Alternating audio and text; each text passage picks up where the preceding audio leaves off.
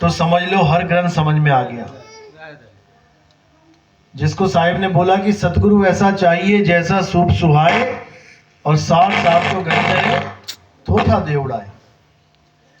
यानी अगर आपको जीवन का सार समझ में आ गया, शब्दों का सार समझ में आ गया, तो समझ लो कि अब कोई भी ज्ञान, इस दुनिया का कोई भी ज्ञान है, वो अब आपके पूरे समझ में आने लग जाएगा। जीव अवस्था का, शिव अवस्था का, पीव अवस्था का, कोई भी ज्ञान आपके सामने कोई भी रखेगा, एकदम समझ जाओगे एक बात कहाँ की चल रही है। जैसे जो आदमी कॉलेज तक पढ़ लेते हैं, उनके आगे किसी भी क्लास का ज्ञान रख दिया जाए तो वो उसी वक्त बता देगा, अरे तो 5वीं में पढ़ा था हमने, अरे ये तो 10वीं का ज्ञान है, ये 12वीं में पढ़ा था। यानी हर प्रकार के ज्ञान उसके सामने एकदम खुलासा हो जाएगा उसका। अब 5वीं वाले के आगे 8वीं वाले का ज्ञान रखोगे तो उसको लगेगा बहुत बड़ा ज्ञान है, लेकिन कॉलेज वाले के सामने 8वीं का ज्ञान रखोगे, 10वीं का, 12वीं का, उसके सामने वो कुछ भी नहीं है। इसी प्रकार कई लोग बड़े बड़े पंथों में आकर्षित हो जाते हैं। क्यों? आप देखोगे कि कुछ भी नहीं है उन पंथों में, मात्र 52 अक्षरी नाम का खेल, लेकिन देखोगे लाखों करोड़ों लोग पीछे लगे हुए हैं। कारण क्या है?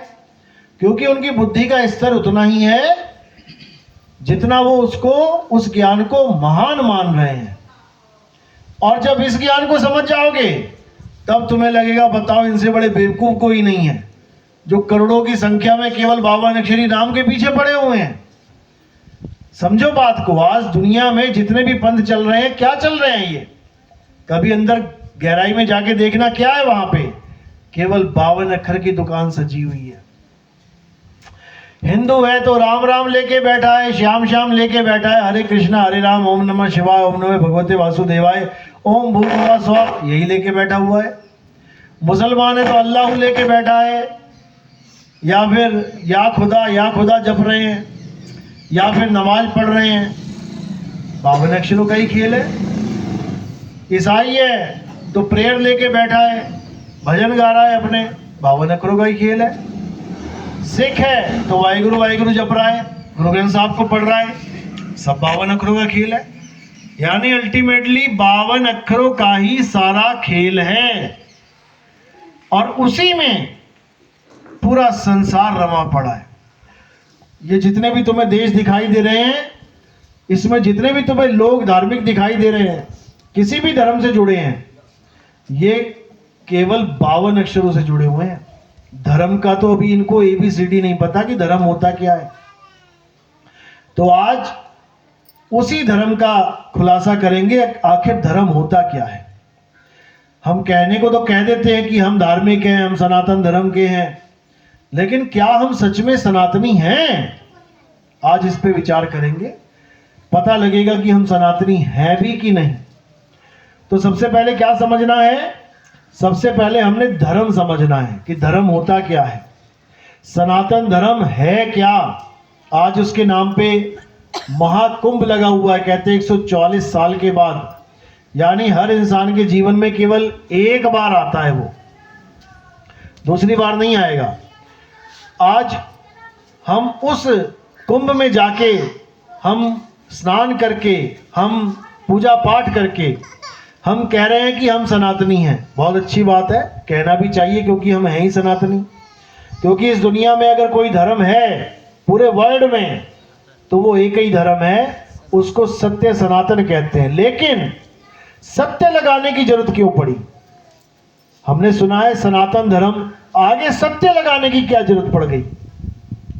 आप कोई भी गाड़ी लेने जाओगे, कोई भी ले लो, माना आपने ऑडी ले ली, तो आप कभी ये नहीं कहोगे ये सच्ची ऑडी लेके आया हूं मैं। आपने पल्सर ले ली, ये सच्ची वाली पल्सर लेके आया हूं मैं। आपने कोई भी गाड़ी ले ली, उसके आगे कभी सच्चा नहीं लगाओगे।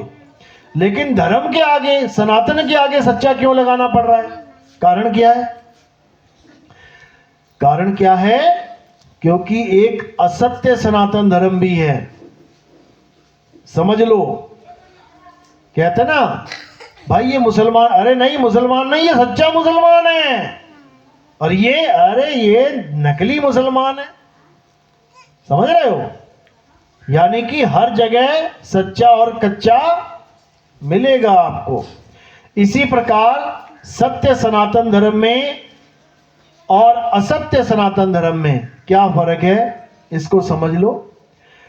जो असली सनातन धर्म है उसका क्या गुण है कि वो अजन्मा है, वो नित्य है, वो शाश्वत है, उसके आने का जाने का किसी को अंदाजा भी नहीं हो सकता, उसकी डेट ऑफ बर्थ किसी को पता नहीं है, धर्म चालू कब हुआ, वो किसी इंसान के द्वारा स्थापित नहीं किया गया है, वो स्वयं से स्थापित है, जिसको सत्य सनातन धर्म कहते हैं।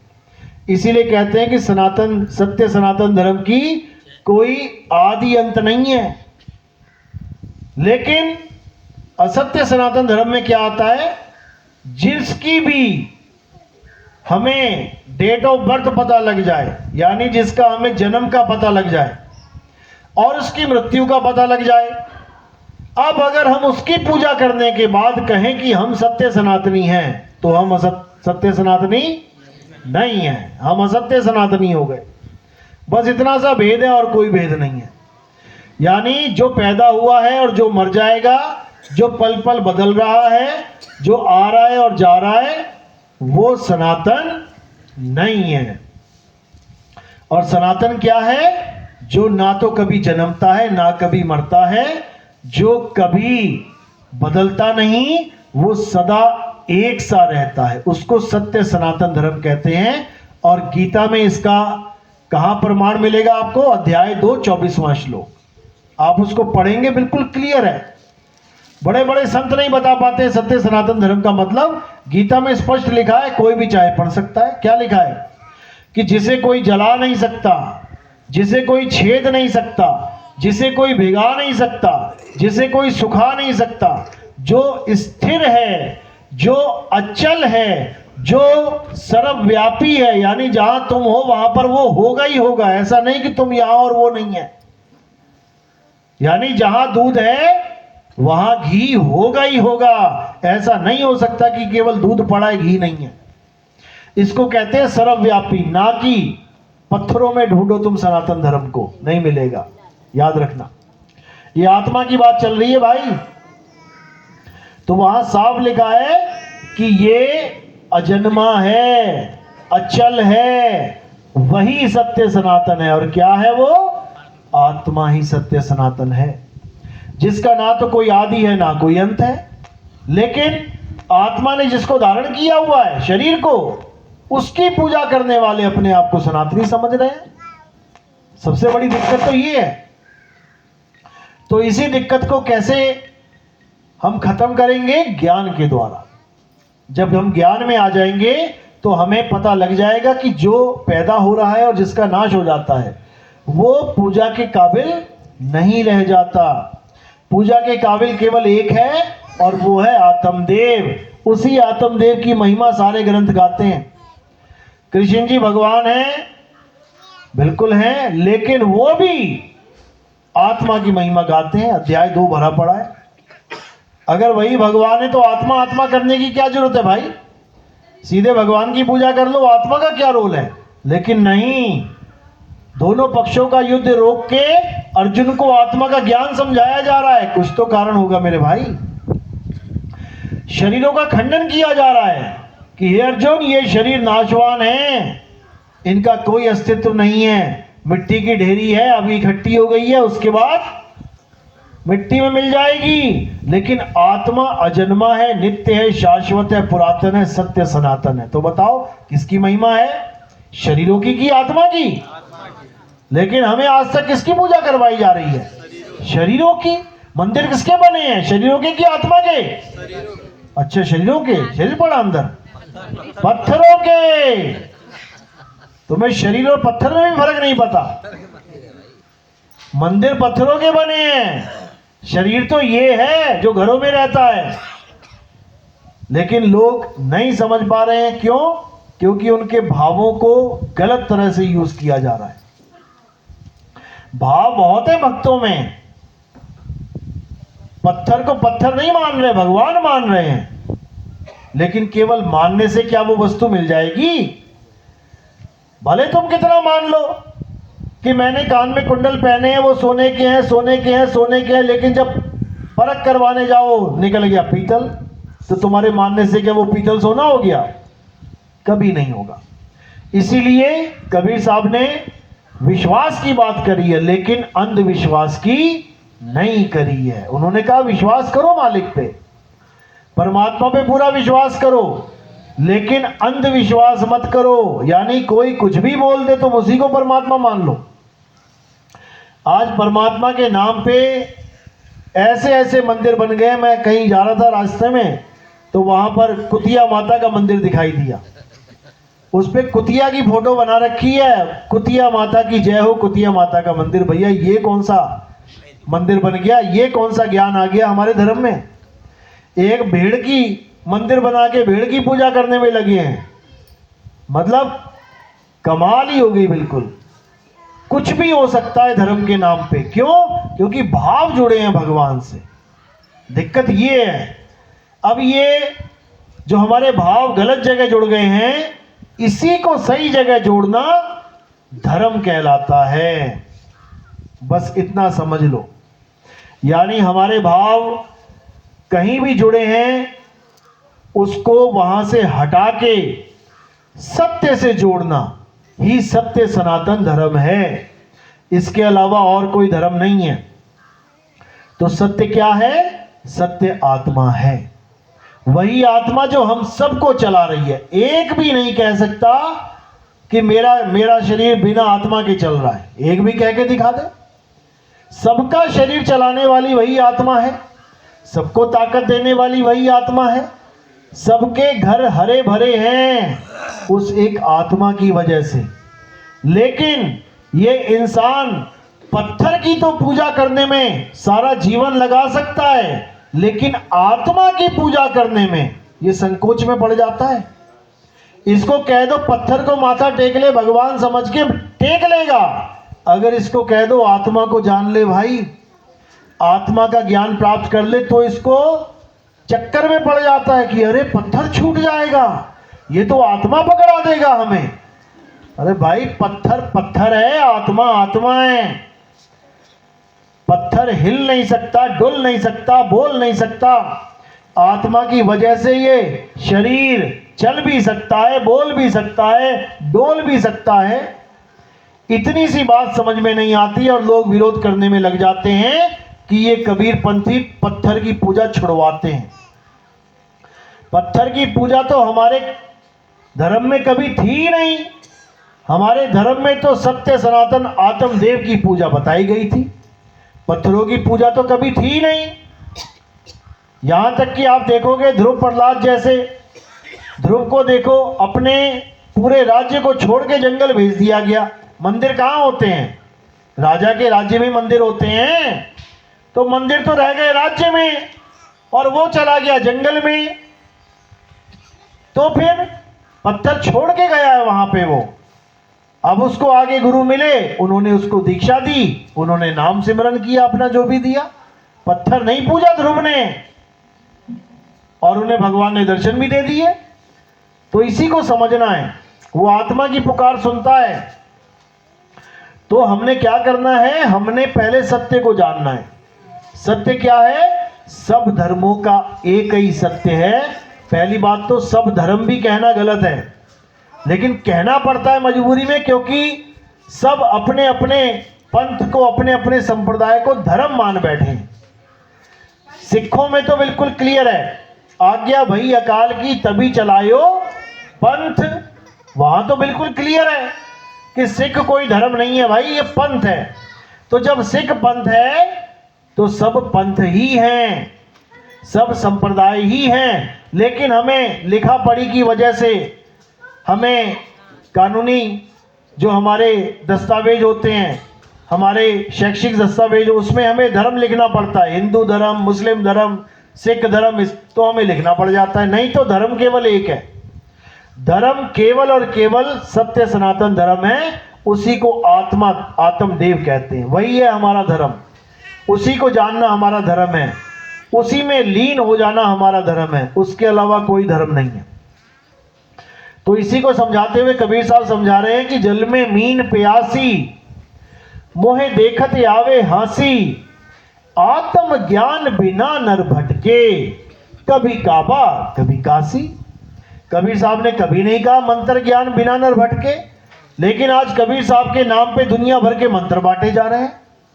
कबीर साहब वाणियों में समझा रहे हैं तंत्र मंत्र सब झूठ है और इनमें ना उलझे कोई, सार शब्द जाने बिना कागा हंस ना होए। लेकिन कबीर पंथी ही मंत्र देने में लगे पड़े हैं, ये मंत्र जप लो, वो मंत्र जप लो, यहां तक कि देवी देवताओं के नाम के मंत्र बना के बांटने में लगे हैं। ओम कलियम हरियम शरियम सरियम, बताओ कोई मतलब ही नहीं है किसी भी देवी देवता का। सत्य सनातन धर्म से, सत्य सनातन धर्म केवल आत्मा का ज्ञान है। देवी देवता तो खुद भोग योनियों में भटक रहे हैं, देवी देवता तो खुद भक्ति कर रहे हैं। किसकी कर रहे हैं?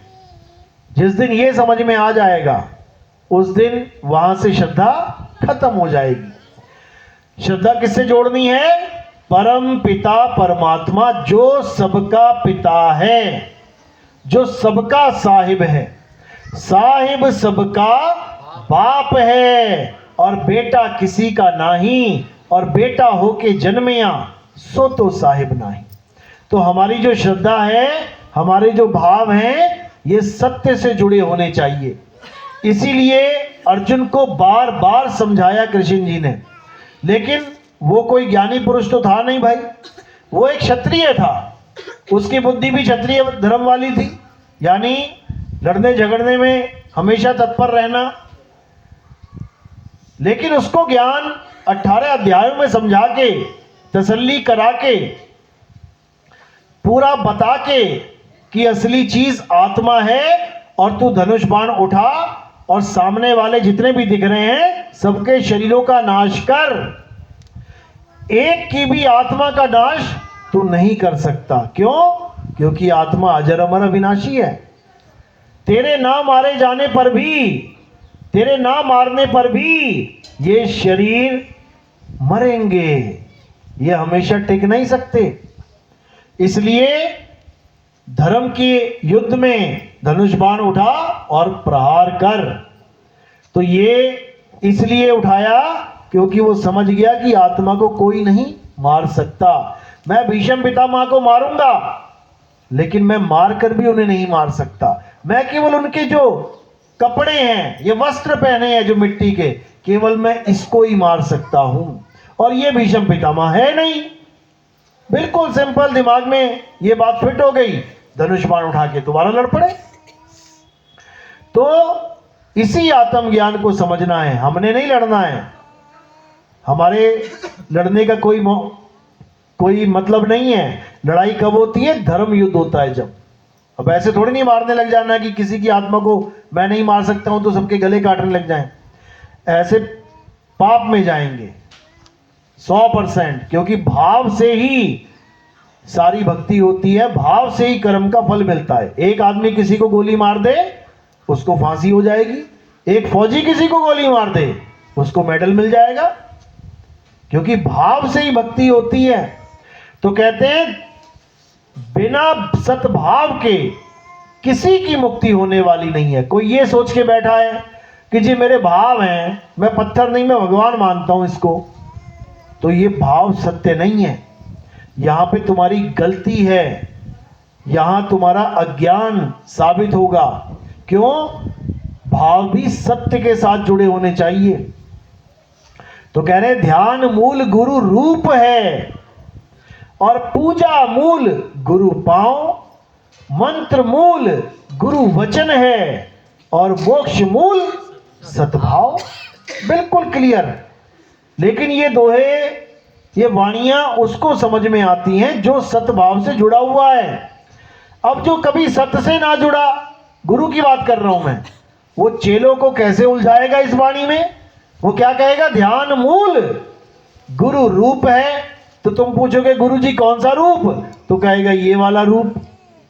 वो अपनी फोटो की, अपनी शक्ल की, तुम्हें ध्यान करवाने लग जाएगा कि ध्यान करो। आज 90% पंथ जितने भी चल रहे हैं ये सब अपना ध्यान करवाते हैं शक्ल का। आंखें बंद करो, गुरु जी की शक्ल का ध्यान करो, धीरे धीरे धीरे करते करते गुरु जी प्रकट हो जाएंगे यहाँ पे। ये है वाणी का सत्यानाश करना।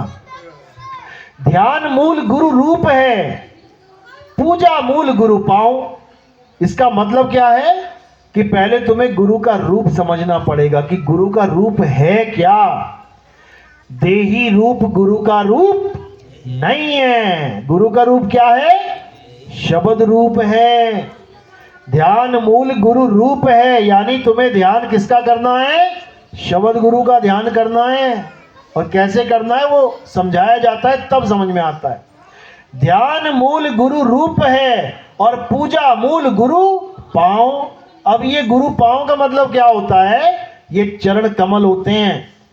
ये चरण कमल कहाँ है? गुरु एड्रेस बताएगा, तब तुम उसके चरणों पे पड़ जाना, स्थिर हो जाना उसके चरण कमल में। क्योंकि जिसको भी मुक्ति मिली है वो चरण कमल से ही मिली है। आप हनुमान चालीसा भी पढ़ोगे, कहते हैं हनुमान जी अमर हैं, तो हनुमान चालीसा में पहली लाइन क्या है? श्री गुरु चरण सरोज रज निज मन मुकुर सुधार। तो पहले चरणों की बात करी है, लेकिन ये वाले चरण नहीं है कि कोई कहे कि गुरु जी की टांगें इसके ध्यान करना है, ये नहीं है। वो अलग चीज बताएंगे आपको जब दीक्षा मिलेगी। तो कह रहे हैं ध्यान मूल गुरु रूप है और पूजा मूल गुरु पांव, मंत्र मूल गुरु वचन है। सारे मंत्र खारिज कर दिए। गुरु वचन यानी जो गुरु बोल रहा है, जो तुम्हें समझा रहा है, वही मंत्र है। ये कोई अलग से ओम कलियम हरियम या ज्योत निरंजन ओंकार आरंकार या सतपुरुष अकाल मूरत शब्द स्वरूपी राम या ओम तत्सत या ओम नमः शिवाय या ओम नमः, ऐसा कुछ नहीं करना है। कोई अल्लाह अल्लाह वाहेगुरु वाहेगुरु कुछ नहीं करना है। गुरु के वचन को जानना है, गुरु के वचन को समझना है कि गुरु समझा क्या रहा है। बस वही तुम्हारा असली मंत्र बन जाएगा। तो कह रहे हैं ध्यान मूल गुरु रूप है, पूजा मूल गुरु पांव, मंत्र मूल गुरु वचन है और मोक्ष मूल सद्भाव। मोक्ष मूल सद्भाव यानी अगर मुक्ति चाहिए तो सत्य के साथ भाव जोड़ लो। और सत्य केवल एक है। चाहे कोई हिंदू है, चाहे मुसलमान, चाहे सिख, चाहे ईसाई, इससे कोई फर्क नहीं पड़ता कि कौन किस धर्म में है। जब पानी पीते हैं तो कितने पानी हैं? एक है। सारे धर्म के एक पी रहे कि नहीं? जब एक पानी सारे धर्म के लोगों का प्यास बुझा सकता है, जब एक सा भोजन हर धर्म के लोगों को पेट की आग बुझा सकता है, जब एक वायु हर जीव को श्वास दे सकती है, जीवन दान दे सकती है, जब एक अग्नि हर प्रकार के हर धर्म के जीव को गर्मी दे सकती है, जब एक आकाश के नीचे सब रह सकते हैं, तो एक परमात्मा की बंदगी क्यों नहीं कर सकते? यहां पे झगड़ा क्यों हो रहा है? यहां पे मारकाट क्यों हो रही है? यहां पे दंगे क्यों भड़क रहे हैं? केवल इसलिए भड़क रहे हैं क्योंकि सबने सत्य को छोड़ के असत्य को पकड़ना शुरू कर दिया है। असत्य अनेक हैं लेकिन सत्य एक है। अब क्या करना है? अब केवल सत्य के खोजी बन जाना है। हिंदू है तो हिंदू होके खोजे, मुस्लिम है तो मुसलमान होके खोजे, सिख है ईसाई है सिख ईसाई होके खोजे। क्यों? क्योंकि सत्य तो एक है। और जिस दिन खोज लेगा उस दिन समझ जाएगा कि हम सब एक हैं। समझ लो इस बात को। कभी भी दिमाग में ये चीज नहीं रखनी है कि हिंदू मुस्लिम सिख ईसाई हम अलग अलग हैं। बिल्कुल अलग अलग नहीं है, बिल्कुल अलग अलग नहीं है। अलग अलग हम तब तक हैं जब तक हम सत्य को नहीं जान रहे। जिस दिन हिंदू मुस्लिम सिख ईसाई सब सत्य को जान लेंगे, सब एक हो जाएंगे, दुविधा रह ही नहीं जाएगी। इसीलिए कबीर साहब ने हमेशा सत्य के खोजी बनने की बात करी। कहते हैं मोको कहां ढूंढे रे बंदे, और मैं तो तेरे पास में, मैं बिल्कुल तेरे पास में हूं, लेकिन खोज तो सही। फिर कह रहे हैं ना मैं जप में, ना मैं तप में, ना एकांत निवास में। अब जितना भी जप तप पूजा पाठ ये सब सारे धर्मों का आधार बन चुका है। ये मंत्र जंतर तंत्र ये सब उसके आधार बन चुके हैं हर धर्म के। ये नाम हटा दो, अक्षर हटा दो, सारे धर्मों का खेल खत्म। क्यों? क्योंकि अक्षरों को ही जपने को धर्म मान बैठे हैं।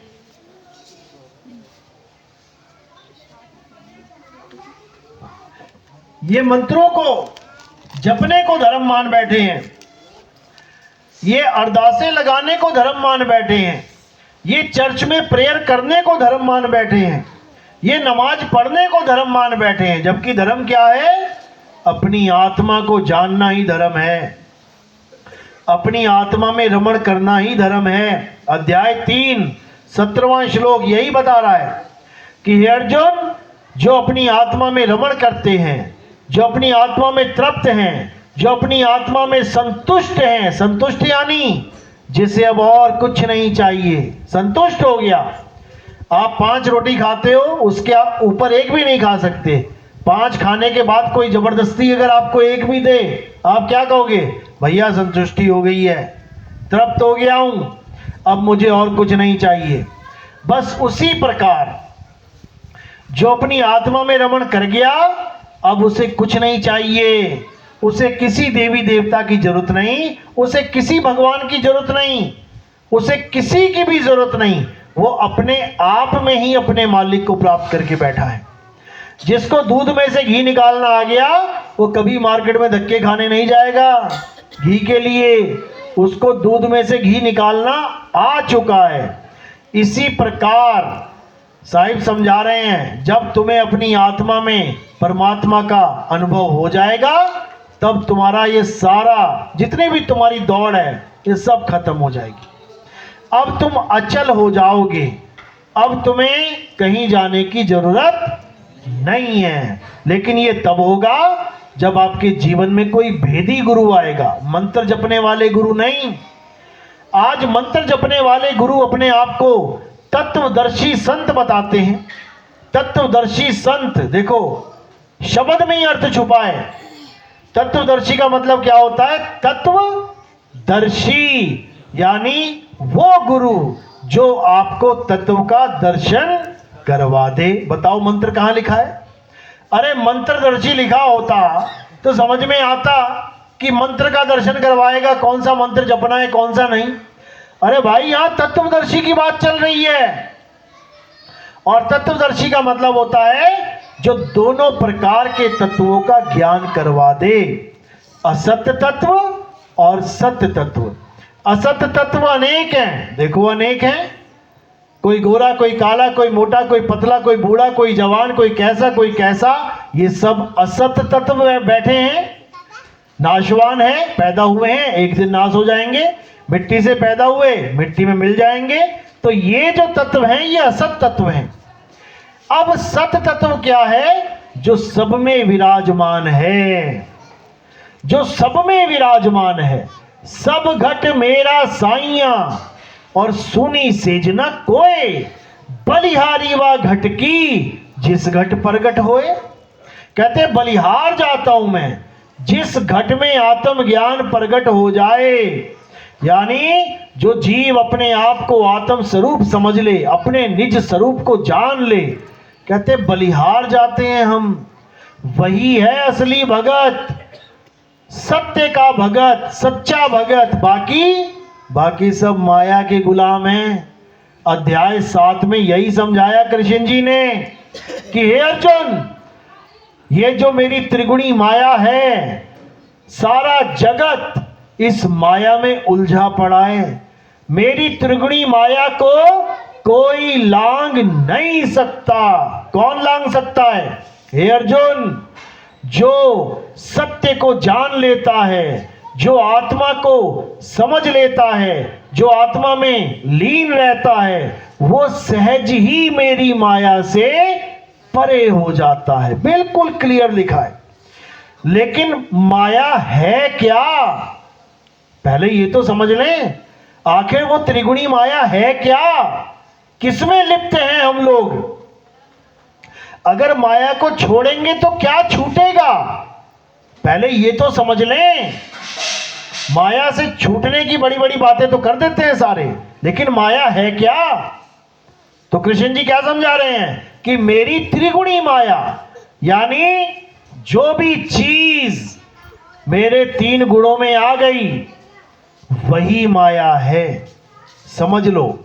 अब जो कृष्ण जी को शरीर मानते हैं, तो क्या काया 3 गुणों में नहीं आई, बिल्कुल आई, क्योंकि पल पल बदल रही है, बच्चे से बड़े हो रहे हैं, बदल रहे हैं, माया है, समझ लो। तो ये काया माया है। जो कृष्ण जी का नाम जप रहे हैं, क्या वो मंत्र, क्या वो नाम 3 गुणों से परे हैं। कोई भी नाम ले लो, हरे कृष्णा कैसे पैदा हुआ, अक्षरों से, अक्षरों से बनाए, और कहां खत्म हो जाएगा, अक्षर में ही खत्म हो जाएगा। हरे कृष्णा, तो हा से शुरू हुआ और ना पे खत्म हो गया, यानी माया है, त्रिगुणी माया है। कबीर ले लो, कबीर, का पे शुरू हुआ, रा पे खत्म हो गया। तो जो शुरू होए और खत्म हो जाए वो क्या है, माया है, समझ लो। वाहे गुरु, वहां पे शुरू हुआ, रू पे खत्म हो गया, ये नाम भी माया है। लेकिन जो असली वाहेगुरु का नाम है वो माया नहीं है, समझ लो। तो जो आंखों से दिखाई दे वो क्या है, माया है। जो दिखे सो माया। तो मंदिर दिख रहे हैं कि नहीं, माया है। मूर्ति दिख रही है कि नहीं, माया है। ये शरीर दिख रहा है कि नहीं, माया है। जो कुछ भी दिख रहा है माया है। क्या नहीं दिख रहा है, आत्मा, समझ लो। वही तुम्हें माया से परे करेगी जो नहीं दिख रही है। जब उसके ज्ञान में आ जाओगे फिर तुम भी यहां नहीं दिखोगे, तुम भी निकल लोगे यहां से। इसके अलावा और कोई चारा नहीं है। अगर दिखने दिखाने में फंस गए तो समझ लो कि माया का खेल चालू है। दिखने दिखाने में नहीं फंसना है, इस माया से बाहर निकलना है। तो माया से बाहर निकलने का केवल एकमात्र रास्ता है, और वो है आत्मज्ञान। आत्मज्ञान बिना नर भटके, कभी काबा कभी काशी। काबा दिखाई देता है ना, काशी दिखाई देती है ना, माया है, भटक रहे हैं माया में।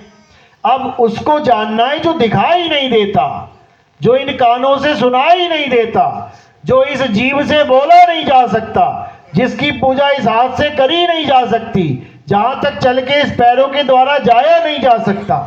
तो नानक साहब कह रहे बाणी में, अखा वाजो वेखना, बिन कन्ना सुनना, पैरा वाजो चलना, बिन हथी करना, जीपा वाजो बोलना, यू जीवित मरना, और नानक हुक्म पछाण तो जा खसमे मिलना। यानी उस नाम को जानो, उस आत्मदेव को पहचानो जो इन आंखों से दिख नहीं सकता।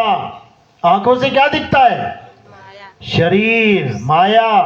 अब अर्जुन को भी दी थी दिव्य दृष्टि कि अर्जुन तू मेरा वो रूप नहीं देख सकता इन आंखों से।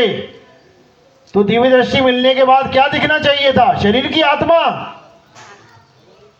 क्या मिलना, क्या दिखना चाहिए था, तो क्या दिखाई दिया वहां पे। तो फिर वो दिव्य दृष्टि किसी काम की निकली, समझो बात को। अरे वैसे भी आंखों से शरीर दिख रहा है, और दिव्य दृष्टि देखने के मिलने के बाद भी तुमने शरीर ही तो दिखाए हैं, और वो भी ऐसे शरीर दिखाए कि अर्जुन भी हालत खराब होगी बेचारे की।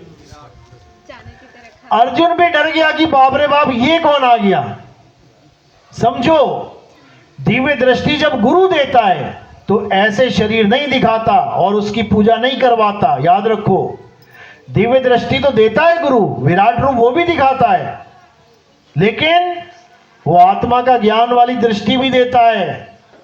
वो कौन सी दृष्टि है, किससे दिखेगी आत्मा? सुरत रूप दृष्टि से।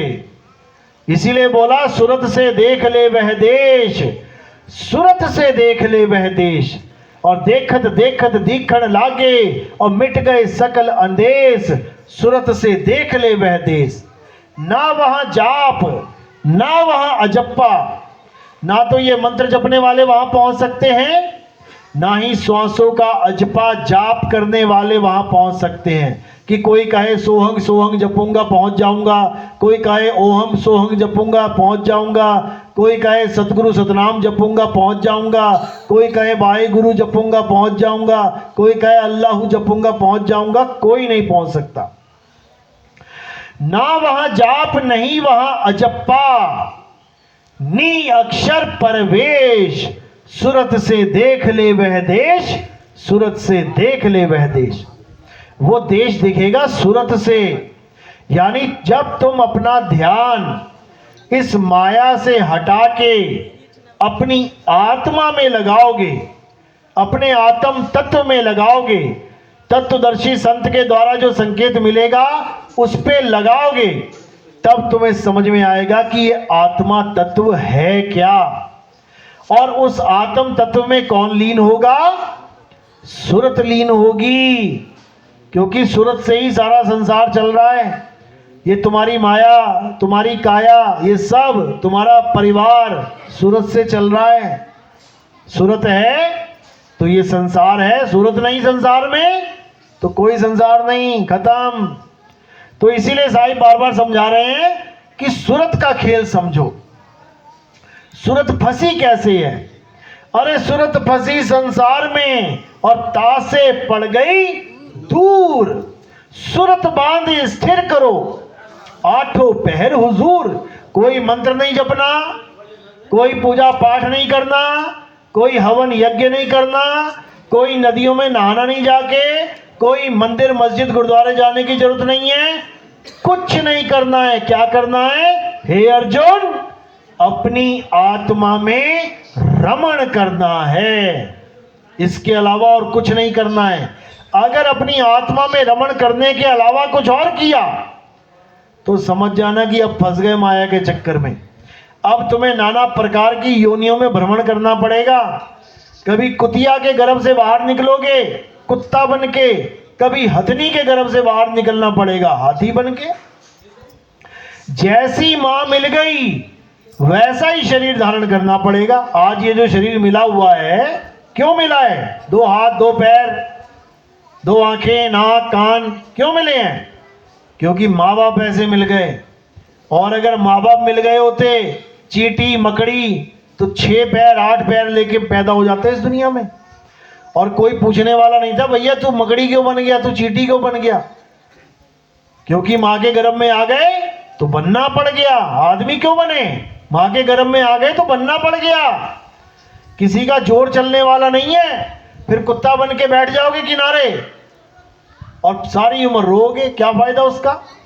ये जो एक जन्म मिला है, इंसानी जन्म, इस जन्म में तुम बहुत कुछ कर सकते हो।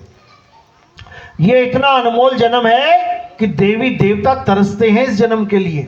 गुरबाणी में आता है, इस देही को सिमरे देव और सो देही कर हर की सेव। यानी इस काया को देवी देवता तरसते हैं कि हमें ये पंच भौतिक काया मिल जाए। क्यों? कारण क्या है? क्योंकि इस काया में आप स्वतंत्र हो। आप कोई भी गुरु धारण कर सकते हो। आज तुम राधा स्वामी हैं, कल को दिनकारी हो जाओ, परसों को तुम किसी और गुरु के पास चल जाओ, कोई दिक्कत नहीं है। कोई दिक्कत नहीं है। आज तुम शाकाहारी हो, कल को मांसाहारी हो जाओ। आज तुम अच्छे इंसान हो, कल के तुम बुरे हो जाओ। यानी तुम्हें खुली छूट मिली हुई है। तुम्हें खुली छूट मिली हुई है कि तुम कुछ भी करो। देखो सब कुछ कर रहे हैं, लेकिन क्या देवताओं को खुली छूट मिली हुई है? क्या देवता खुली छूट मिल गई उन लोग को? सबको कार्यभार मिल रखा है। ब्रह्मा जी तुम सृष्टि पैदा करो, लगे हुए हैं, दिन रात लगे हुए हैं। बताओ दिन रात सृष्टि चल रही है कि नहीं? हॉस्पिटल जाके देखो, बच्चे पैदा हो रहे हैं ना, सुबह दोपहर शाम दिन रात कहीं ना कहीं कोई ना कोई हो रहा ही है। कौन कर रहा है? तो फिर फ्री नहीं है, वो काम में लगे हुए हैं। विष्णु जी का क्या कार्य है? पालन करना। देखो सुबह से शाम तक गाय भी चबा रही है, भैंस भी चबा रही है, आदमी भी चबा रहा है, सब कुछ ना कुछ चबा रहे हैं। विष्णु जी का कार्य है पालन करना। शंकर जी का कार्य देखो, जाओ जरा देखो शमशान घाट पे, कोई ना कोई चल रहा है, पहुंच रहा है वहां पे, वो कार्य कर रहे हैं अपना। वो फ्री नहीं है। तुम चाहो तो आज नौकरी छोड़ के बैठ जाओ घर, कौन पूछने वाला है? लेकिन वो नहीं छोड़ सकते नौकरी अपनी। थोड़ा सा लेट हुए थे एक बार शंकर जी, कौन सा काम मिला उन्हें? संहार का। सती माता कूद गई हवन यज्ञ में, जल गई। आ गए शंकर जी वहां पे क्रोध में, कंधे पे उठा लिया, 6 महीने तक घूमते रहे लेके। समझो 6 महीने घूमते रहे लेके। क्या हो गया फिर? विष्णु जी को आना पड़ गया कि भाई ये तो सृष्टि का कार्य ही रुक गया, ये काम नहीं करेंगे तो आगे कैसे बात बनेगी। फिर क्या किया उन्होंने? 9 टुकड़े कर दिए माता के। क्यों किए? ताकि शंकर जी दोबारा काम पे लग जाएं, क्योंकि इनका कार्यभार है, ये इनका कार्य क्षेत्र है, करना पड़ेगा। लेकिन ये इंसान चोला जो है, ये इतना इंपॉर्टेंट चोला है कि तुम सारे काम निपटा के यहां से सदा सदा के लिए मुक्त हो सकते हो, जा सकते हो यहां से। इसलिए देवी देवता भी तरसते हैं और आके यहां पर गुरु धारण करते हैं। विष्णु जी 2 बार आए यहां पे, आए तो कई बार, लेकिन गुरु देखो जो सबसे मेन इंपॉर्टेंट 2 जो उनके अवतार हैं, कृष्ण जी और राम जी के अवतार, जन्म भी लिया यहां आके और गुरु भी धारण किया। सोचो, और आज आम आदमी को बोलो भैया तूने गुरु बनाया, हमें क्या जरूरत है गुरु बनाने की? बताओ। कृष्ण जी और राम जी को गुरु बनाने की जरूरत पड़ गई और एक आम आदमी को गुरु बनाने की जरूरत नहीं है। क्यों? वो सोच रहा है कि मैं पत्थर पूज के ही पार हो जाऊंगा। पत्थर पूज के पार नहीं होते भाई, पत्थर तो डुबो देता है। कभी ले लेना 50 किलो का पत्थर और पानी में छलांग मार देना, तुम्हें लग जाएगा पता कि पत्थर पार करता है कि डुबाता है। सबसे पहले वही पत्थर छोड़ोगे। तो इसीलिए अपनी आत्मा को जानो, आत्मा में ही परमात्मा का वास है। आत्म ज्ञान ही सबसे उच्च ज्ञान है। आत्म ज्ञान के बिना नर पशु समान है। समझ लो, कुत्ता कभी बिल्ली को आत्मा नहीं समझ सकता, शेर कभी हिरण को आत्मा नहीं समझ सकता। वो तो उसको जानवर मान के, शरीर मान के फाड़ के खाएगा। लेकिन एक आदमी बकरे को भी आत्मा समझ सकता है, गाय को भी आत्मा समझ सकता है, मुर्गी को भी जीवात्मा समझ के उसका भक्षण करना छोड़ सकता है। कितने बड़े भाग हैं आदमी के। यानी वो उस ना दिखाई देने वाली चीज को भी समझ सकता है, इतने बड़े भाग हैं उसके। लेकिन जब तक सदगुरु ना मिल जाए, जीवन में कोई तत्वदर्शी जो नीतत्व का ज्ञान दे वो नहीं आ जाए, तब तक ये जीव बेचारा तंत्रों मंत्रों में ही उलझा रह जाता है। इसीलिए वाणी समझाती है, सोई गुरु पूरा कहाए, 2 अक्षर का भेद बताए, एक छुड़ाए एक लखाए, तब प्राणी निज घर को जाए। बिल्कुल सिंपल क्लियर। क्या करना है? सोई गुरु पूरा कहाए, 2 अक्षर का भेद बताए। ये 52 अक्षर का खा गा ABC अलिफ बे ते पे, इस सब अक्षरों के मंत्रों के जाप जितने भी हैं सब छोड़ देना है, इनको सबको किनारे कर देना है। अब क्या करना है? एक छुड़ाए एक लखाए। अपने आत्म स्वरूप को जानना है, अपने आत्म तत्व को जानना है, तभी तुम्हारा कल्याण होगा। इसी को साहिब ने कई वाणियों के द्वारा समझाने की कोशिश करी। एक नाम को जान के अरे दूजा दे बहा, चंचल से नीचल बया, नहीं आवे नहीं जा। एक नाम को जान के यानी सत्य नाम को जान के, यानी सच्चे नाम, निज नाम, अकह नाम, अडोल नाम, अबोल नाम, नी अक्षर नाम, इसको जान के ये 52 अक्षरी नाम को बहा दे, हटा इसको दिमाग से। चंचल से निश्चल भया, नहीं आवे नहीं जा। चंचल यानी हिलने डुलने वाला, ये बच्चा बड़ा चंचल है, कभी इधर भागता है कभी उधर भागता है। चंचल से नीचल भया, नीचल यानी अडोल, क्यों? आत्मा अडोल है। अब वो अडोल आत्मा में रमण करेगा और उसमें स्थित हो जाएगा जाके। तो साहिब ने कोई कमी नहीं छोड़ी, लेकिन समझने वाले समझते नहीं और केवल अज्ञानता में ही पूरा जीवन अपना बिता के चले जाते हैं। लेकिन मालिक की कृपा होती है तो साहिब कहते हैं कि एक ऐसा समय आएगा, क्योंकि ज्ञान तो हमने भरपूर दे रखा है। आज कबीर साहब की वाणियां देखोगे दुनिया भर की हैं, लेकिन फिर भी साहिब कह के गए कि ज्ञान तो हमने भरपूर दे दिया, ज्ञान हमने भरपूर बोल दिया, लेकिन इसको खोलने वाला पंथ आगे चल के आएगा। और जब वो पंथ आएगा तो सारे संसार में सतनाम का डंका बजेगा, घर घर होगा बोध विचारा। चाहे कोई हिंदू है, चाहे मुसलमान, चाहे सिख, चाहे ईसाई, सबके घरों में सत्य का बोध विचार होगा। सब एक दूसरे से बात करेंगे, सब एक दूसरे से सत्य को जानने की बात करेंगे। तो उसी पंथ को कौन सा पंथ बोला? 13वां पंथ बोला। साहिब कहते हैं 12 पंथ काल फुरमाना और भूले जीव न जाए ठिकाना। 13वें पंथ हम ही चले आए, सब पंथ मेट के एक पंथ चलाएं। यानी अब उस पंथ की बारी आई है जो सारे पंथों को एक करने की ताकत रखता है। और जब वो एक हो जाएंगे सारे, तब कलयुग में सतयुग की स्थापना होगी। इसी कलयुग में, ये कलयुग वो नहीं है कि ये खत्म हो जाएगा तो विष्णु जी आएंगे, हटा उसको। तो ये वो नहीं है कि यहाँ पे सतयुग आ जाएगा जी, विष्णु जी आ जाएंगे, ब्रह्मा जी आ जाएंगे, शंकर जी आ जाएंगे नंदी पे। ये वो सतयुग नहीं है जो लोग ये मान के बैठे हैं कि कलयुग के बाद सतयुग आएगा, आने वाला है। सतयुग का मतलब क्या होता है?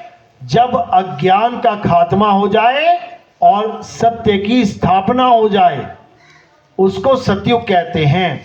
यानी नाना प्रकार की भक्तियां, नाना प्रकार के पूजा पाठ, नाना प्रकार के आडंबर, ये सब खत्म हो जाएंगे और एक सत्य भक्ति रह जाएगी। उसी को कलयुग में सतयुग आना कहते हैं और वो आके रहेगा।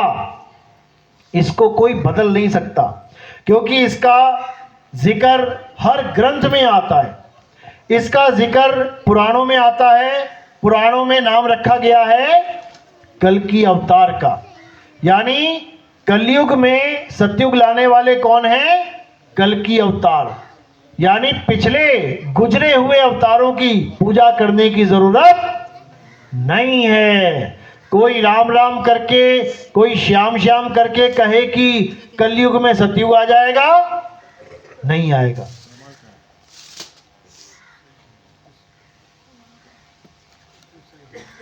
तो नहीं आएगा, नहीं आएगा। क्यों नहीं आएगा? क्योंकि ये जितनी भी भक्ति है, ये सब पत्थर की भक्ति बन चुकी है। आज राम जी और कृष्ण जी की भक्ति क्या बन चुकी है? पत्थर पूजा बन चुकी है। इसलिए कलयुग में सतयुग पत्थर नहीं ला सकता। कलयुग में सतयुग कौन लाएगा? आत्मदेव लाएगा। और आत्मदेव का ही दूसरा नाम क्या है? कल्कि।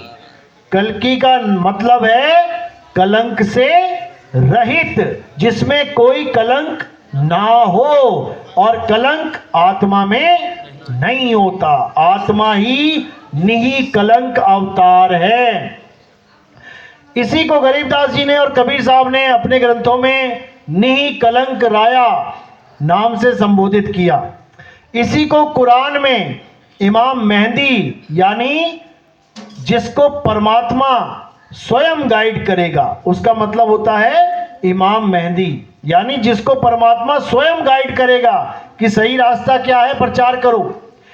तो उसका नाम इमाम मेहंदी रखा गया और गुरु ग्रंथ साहब में उसका जिक्र करते हुए मर्द का चेला, मर्द कौन है? एक ही मर्द है संसार में, कौन है?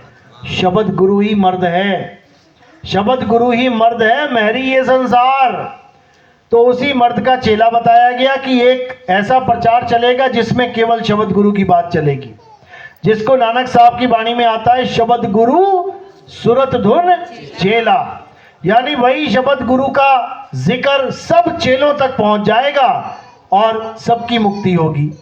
इसी को महात्मा बुद्ध के ग्रंथ में मैत्रेय बुद्ध करके संबोधित किया गया। जब महात्मा बुद्ध जाने लगे संसार से, तब उन्होंने अपने शिष्यों को क्या बोला कि मैं तो जा रहा हूं, क्योंकि 9वां अवतार है, महात्मा बुद्ध 9वां अवतार है। उन्होंने कहा कि मेरे बाद एक और बुद्धा आएगा, ये उनके ग्रंथों में लिखा हुआ है, और उसका नाम क्या होगा? मैत्रेय बुद्ध। मैत्रेय मतलब जो तुम्हारी दोस्ती करवा दे सबसे, तुम्हें दोस्ती का पाठ पढ़ा दे, हिंदू मुस्लिम सिख ईसाई के झगड़ों को खत्म करवा दे, उसी मैत्रेय बुद्ध का जिक्र है। और क्या बोला कि मेरे तो कुछ भी चेले नहीं हैं, जब वो ज्ञान प्रकट होगा तो पूरा संसार उस ज्ञान के झंडे के नीचे आ जाएगा। ये उनके वचन थे। यही यहूदियों में बोला गया कि इलियास नाम का एक हमारा जो नबी है, जो मरा नहीं है अभी, वो दोबारा आएगा और पूरा ज्ञान इस संसार को, इस जगत को पेश करेगा। इलियास का मतलब क्या लिखा गया वहां पे? इलियास का मतलब है कि परमात्मा ही मेरा गुरु है, यानी शब्द ही मेरा गुरु है, उसको इलियास कहते हैं। ईसाइयों में क्या बोला गया कि जीसस, जिसको लोग समझते हैं कि क्रूस पे चढ़ा दिया गया और वो मर गए, वो मरे नहीं भाई, 3 दिन बाद वो जिंदा हो गए थे और वहां से गुप्त हो गए थे। वही जीसस दोबारा इस संसार में आएंगे, जिसको जीसस सेकंड कमिंग कहा जाता है, कि वही संसार में आएंगे और पूरे संसार को क्रिश्चियन बना देंगे, ईसाई बना देंगे, यानी सत्य के मार्गी बना देंगे। और किसका प्रचार होगा? वर्ड का। वर्ड यानी शब्द का। In the beginning there was word, word was with God and word was God. ये बाइबल में लिखा हुआ है। कहने का मतलब केवल नाम अलग अलग हैं, किसी ने जल कह दिया, किसी ने पानी कह दिया, किसी ने वाटर कह दिया, किसी ने नीर कह दिया, किसी ने तोय कह दिया, लेकिन वो तत्व रूप में एक है। और वो क्या है? वो आत्म देव है। वही आत्म देव अपना प्रचार करने, अपना भेद बताने, अपना स्वरूप लखाने हम सबके पास पहुंच जाएंगे। ये बताया है कबीर साहब ने कि वो मैं ही हूं।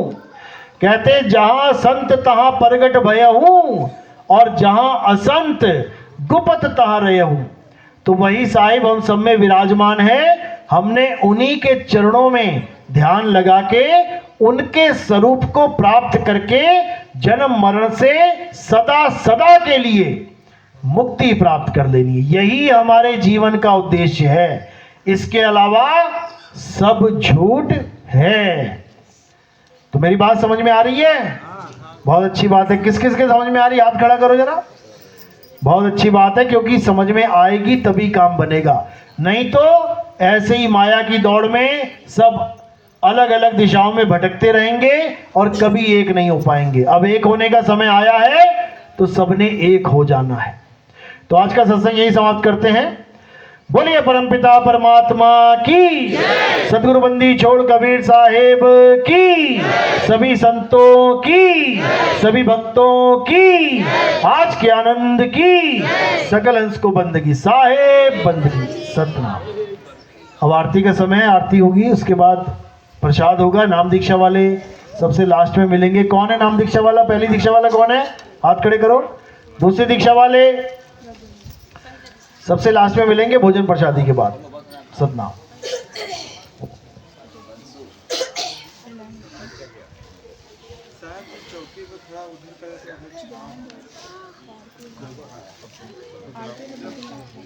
आरती वाला भजन लगा।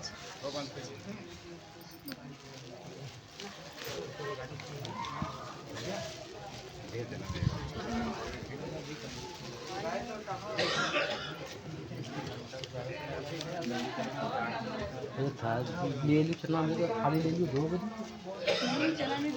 अच्छा बना हुआ है चना, चना बना हुआ है।